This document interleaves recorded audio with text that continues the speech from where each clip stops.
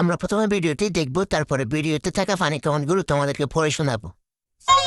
আজ রাইতে তোমার আমার খেলা ফাইনাল, আজ রাইতে তোমার আমার খেলা ফাইনাল।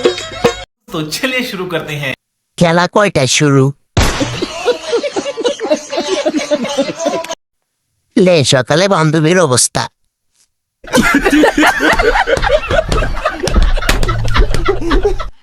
রেফারি আমি।